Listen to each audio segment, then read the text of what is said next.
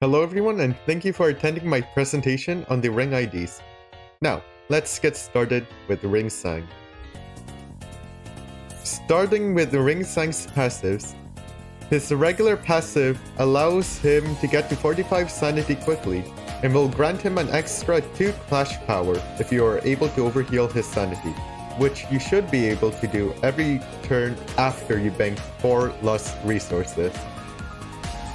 His bench passive allows Wing Beat to have positive sanity gain for the first 2 usages of the second coin.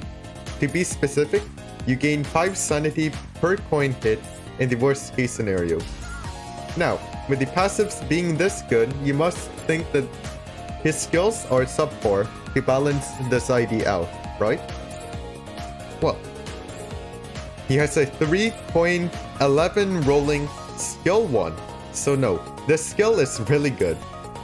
If I had to give this ID something negative, and even Ian knows that this ID needs it, is that if you don't have count for sinking or rupture before you use this skill, the second coin effect is basically useless. But that argument is a non-issue if you hit burn, bleed, or tremor, since they all decay at a slower rate than sinking or rupture. That being said, if you play Mirror Dungeon with this guy, then this is again a non-issue. Well, moving on to what everyone is here for now, the skill 2. Nobody saw that bug. Nope, everyone forget about that. Skill 2 now. The meat, the sauce, the everything.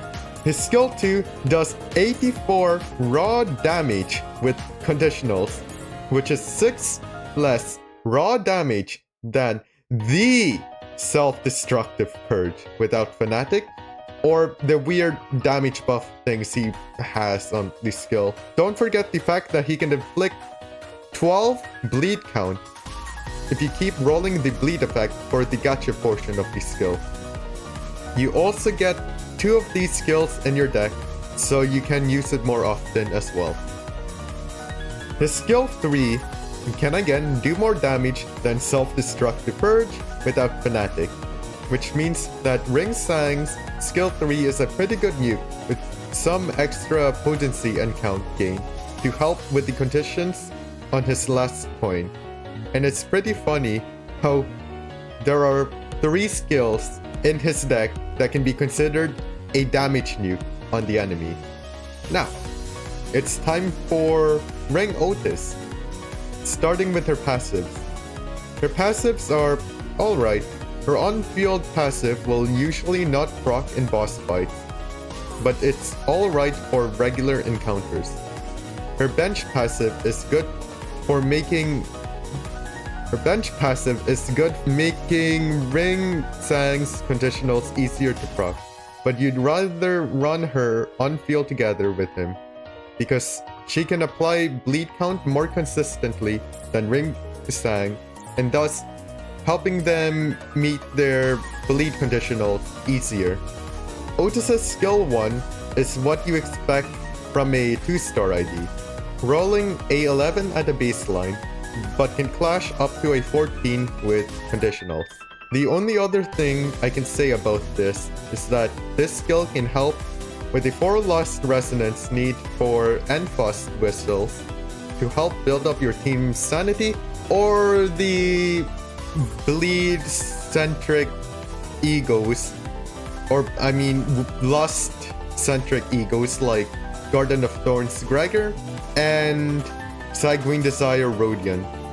Now here's the bleed support in her kit.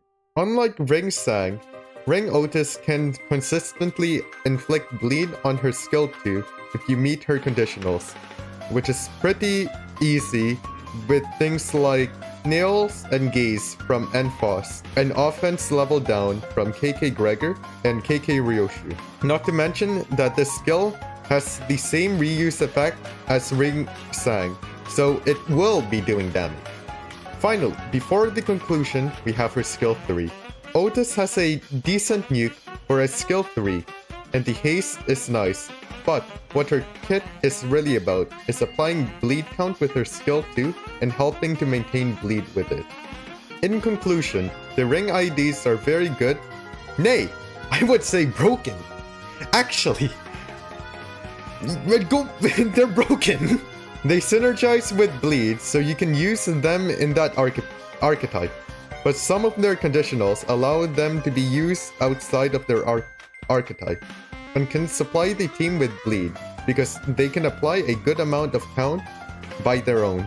They can also be used with Garden of Thorns and the new ego, Sanguine Desire, because of the loss in their skill.